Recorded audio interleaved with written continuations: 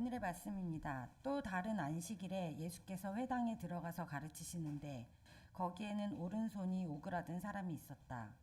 율법학자들과 바리새파 사람들은 예수를 고발할 구실을 찾으려고 예수가 안식일에 병을 고치시는지 엿보고 있었다. 예수께서 그들의 생각을 아시고 손이 오그라든 사람에게 말씀하셨다. 일어나서 가운데 서라. 그래서 그는 일어나서 섰다. 예수께서 그들에게 말씀하셨다. 너희에게 물어보겠다. 안식일에 착한 일을 하는 것이 옳으냐, 악한 일을 하는 것이 옳으냐, 목숨을 건지는 것이 옳으냐, 죽이는 것이 옳으냐. 예수께서 그들을 모두 둘러보시고서 그 사람에게 명하셨다. 내 손을 내밀어라. 그 사람이 그렇게 하니 그의 손이 회복되었다. 아멘.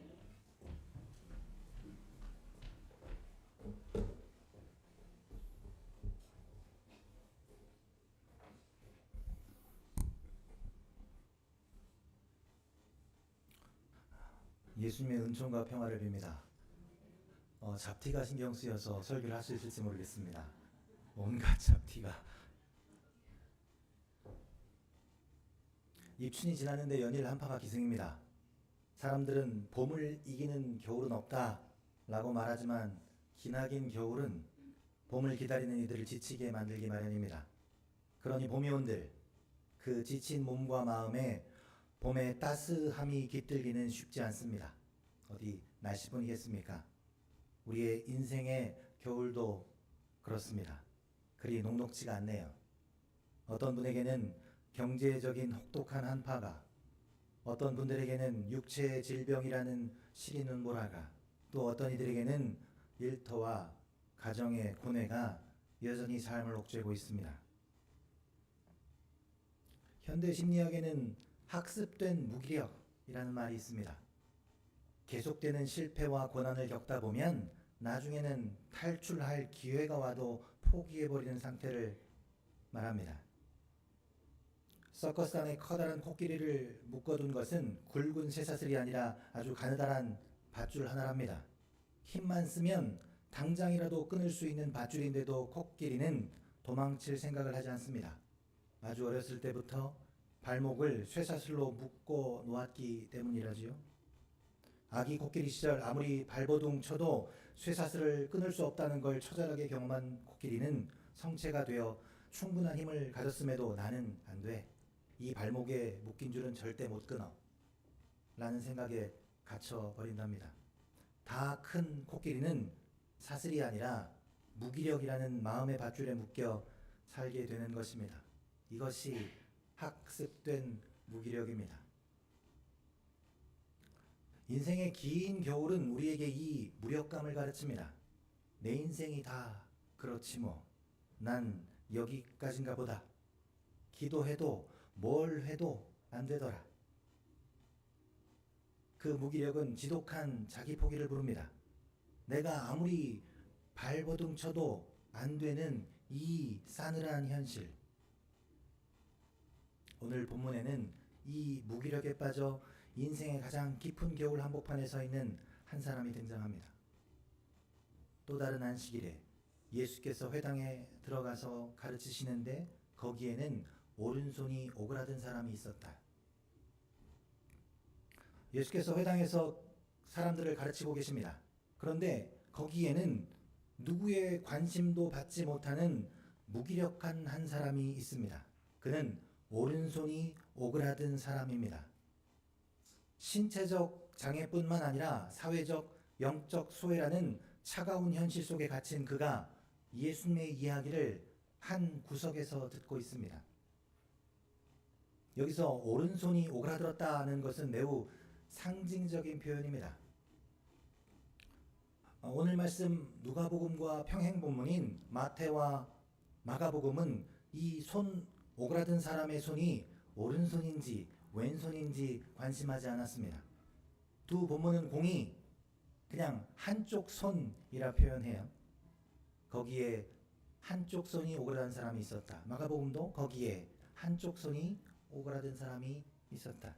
그런데 누가는 달랐어요. 왜 누가는 다른 복음서와 달리 굳이 오른손이라고 기록했을까요? 아시는 것처럼 누가는 직업이 의사였습니다. 그는 누구보다 고통의 디테일에 민감했어요. 그는 단순히 손이 아픈 환자를 본 것이 아니라 삶의 기능을 상실한 오른손을 잃은 한 인간을 보았습니다. 의사였던 누가는 알았어요. 오른손잡이에게 오른손이 말랐다는 것은 단지 손 하나를 못 쓰는 문제가 아니라 그의 일상이 통째로 무너졌음을 의미한다는 것.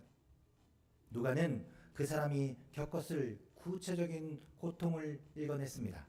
밥을 먹을 때에도, 물건을 잡을 때에도, 아이의 손을 잡거나 이웃과 인사 나눌 때에도 그는 늘 오그라들어 볼품없고 작아진 오른손 때문에 수치심과 무력감을 느껴야 했습니다. 누가는 그 구체적인 상실을 기록하고 싶었던 거예요. 더 나아가 성경에서 오른손은 단순히 신체의 일부가 아닙니다. 그것은 하나님의 권능과 관련이 있어요. 출애굽기 이렇게 기록합니다. 주님, 오른손이 권능으로 영광을 드러내셨습니다. 주님, 주님의 오른손이 원수를 쳐 부수셨습니다. 그런데 그 소중한 오른손이 오그라들었습니다. 이것은 그의 삶을 지탱하던 소망이 마비되었다는 뜻이자 영적으로는 하나님 도움의 손길로부터 내가 끊어졌다는 처절한 절망입니다. 하나님이 오른손으로 도우시는데 나는 오른손을 펴서 그 주님의 손을 잡을 수가 없어요. 마치 밧줄에 묶인 코끼리처럼 나는 이제 아무것도 할 수 없는 쓸모없는 사람이다 라는 무력감에 빠져 회당의 가장 어두운 구석에 자신을 숨긴 채 숨지고 있습니다. 나는 그저 저주받은 인간이니까. 그는 언제나 관심 밖의 사람이었습니다. 그날도 그랬습니다. 그는 사람들의 안중에 없어요. 회당 안은 지금 다른 관심사로 팽팽한 긴장감이 돌고 있습니다. 율법 학자들과 바리새파 사람들은 예수를 고발할 구실을 찾으려고 예수가 안식의 병을 고치는지 엿보고 있었다. 예수께서 그들의 생각을 아시고 이 관심 밖의 사람이 오랜만에 사람들의 관심을 받는 것처럼 보이지만 지금 이 상황은 그 손이 오그라든 사람을 향한 관심이 아닙니다. 예수가 과연 안식일에도 이 모자란 놈을 고치나 보자. 그는 그저 미끼입니다. 그를 바라보는 율법학자들과 바리새파 사람들의 눈에 이 아픈 사람은 살려야 할 생명이 아니었습니다. 그저 예수를 고발할 미끼입니다. 저 부정하고 더러운 미끼가 예수를 잡기 위한 딱 들어맞는 덫입니다. 예수를 고발할 덫. 인생의 겨울을 지난 이들에게 가장 시린 바람은 내가 처한 곤궁한 상황이 아니랍니다. 진짜 뼛속까지 시린 바람은 사람들의 무관심과 비정한 시선이랍니다.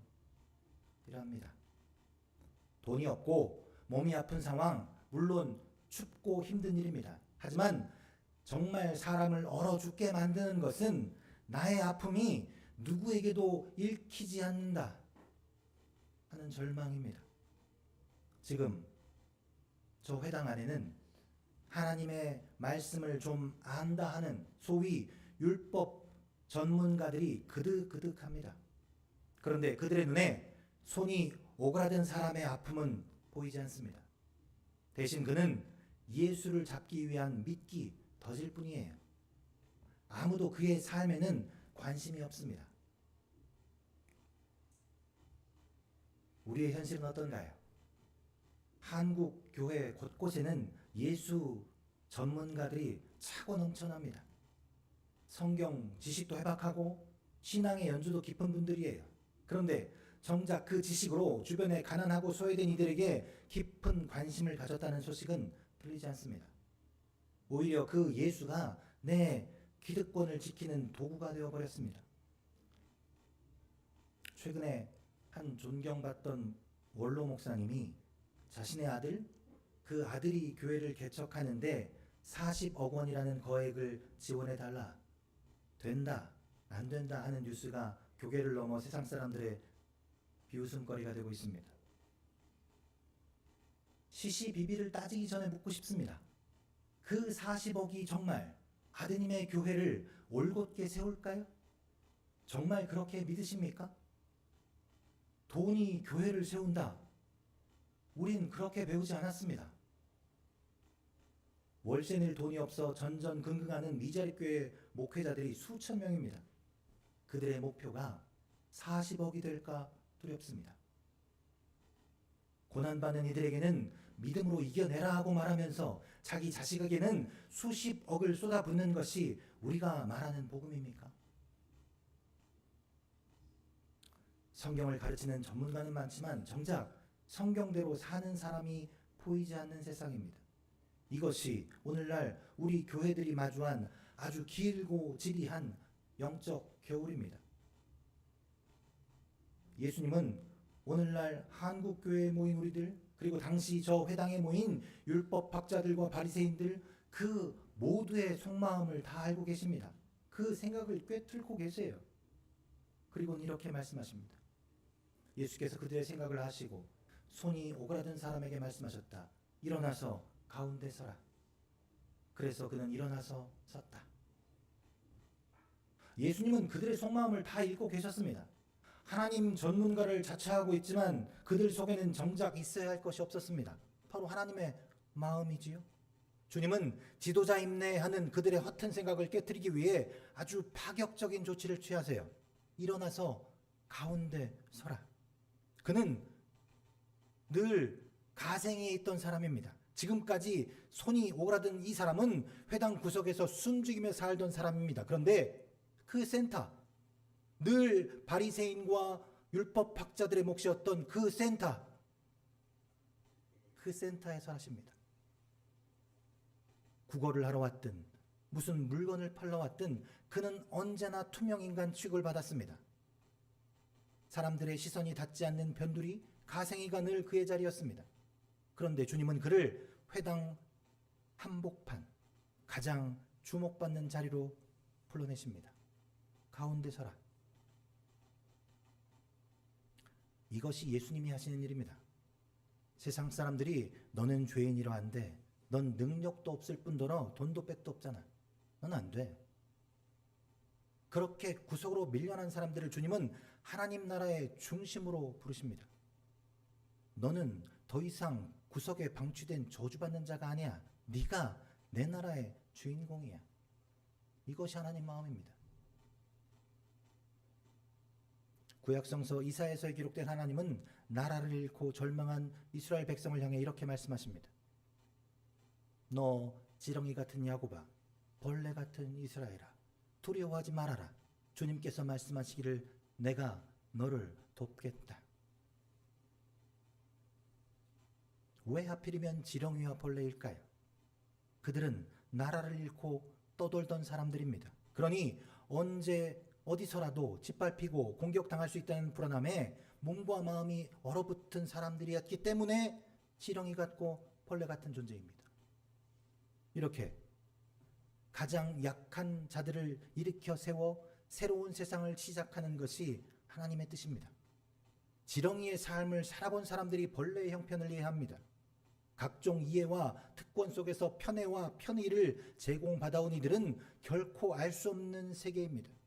뼛속까지 시린 겨울을 통과하며 밑바닥을 기어본 사람만이 오늘 회당 구석에서 손을 감추고 있는 저 사람의 떨림을 읽어낼 수 있습니다.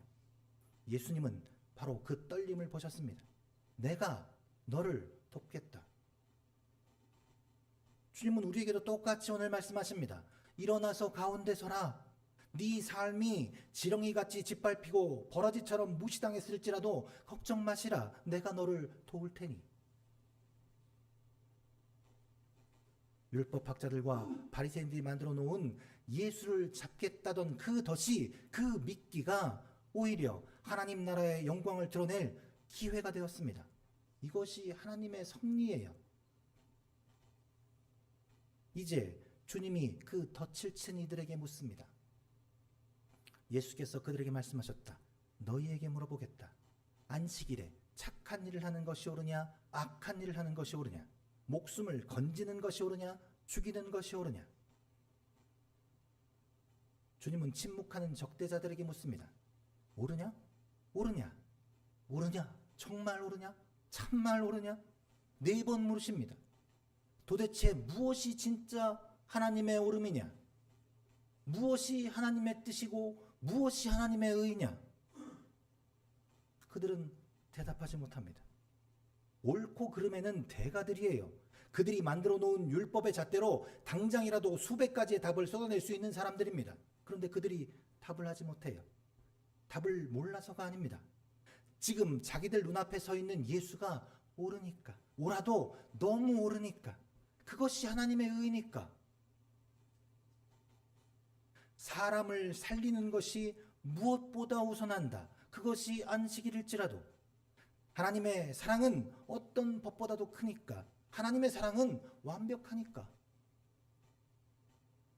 이 단순하고도 명확한 진리 앞에 그들이 지켜온 수백 가지의 율법 조항들이 얼마나 초라하고 비겁한지 들통나 버렸습니다. 그들의 얕은 수작은 예수님의 옳으냐, 참말 옳으냐라는 몇 번의 질문 앞에서 그 미천이 바닥을 드러내고 말았습니다. 예수를 고발하려던 그들의 덫은 오히려 자신들의 위선과 비정함을 만천하에 드러내는 자충수가 되었습니다. 이제 그들의 가증스럽고 뻔뻔한 주둥아리를 막아버렸으니 예수님의 관심은 다시 그 사람, 손이 오그라든 사람입니다. 예수께서 그들을 모두 둘러보시고서 그 사람에게 명하셨다. 내 손을 내밀어라. 그 사람이 그렇게 하니 그의 손이 회복되었다. 드디어 주님이 명령하십니다. 내 손을 내밀어라. 이 장면을 좀 생각해 봅시다. 생각해 볼 여지가 있어요. 주님은 다짜고짜 오그라든 못난 손을 내밀라 하십니다.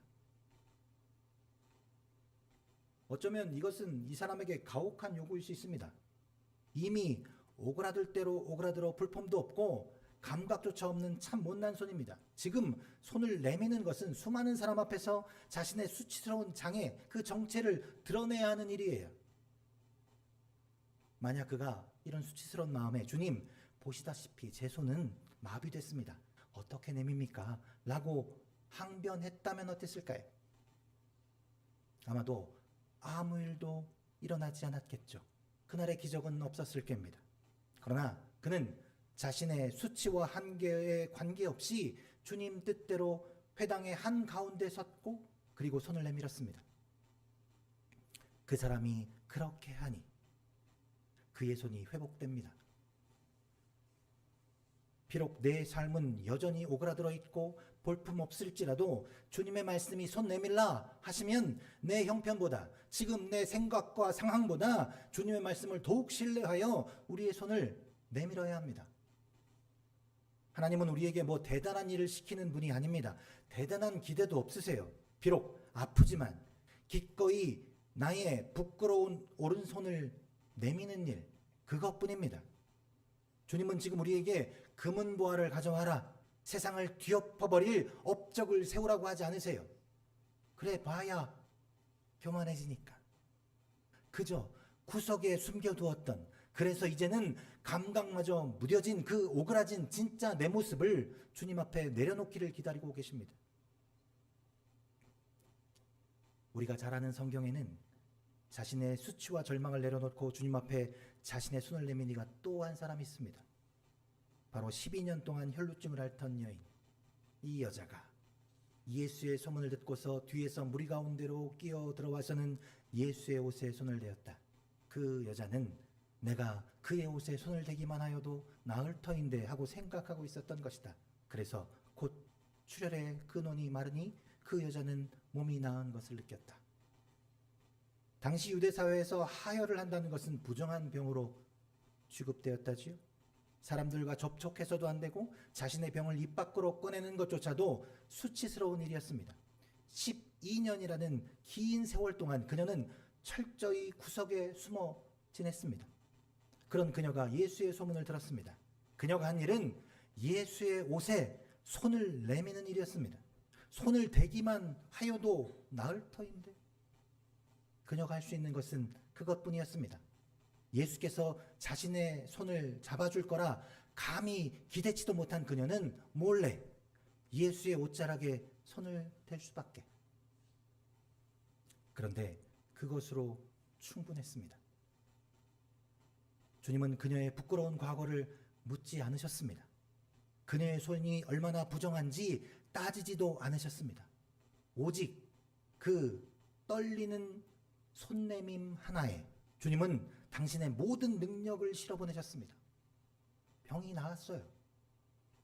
여인은 숨고 싶었지만 주님은 그녀를 빛 가운데로 불러내어 딸아, 내 믿음이 너를 구원하였다. 안심하고 가거라. 축복하셨습니다.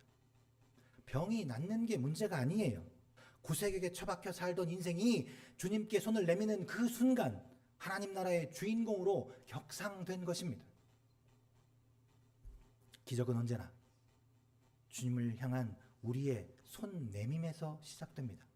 아픈 상처, 삶의 고통, 부끄러워 감추고 싶었던 나의 오그라든 손을 주님 앞에 그대로 내놓는 것.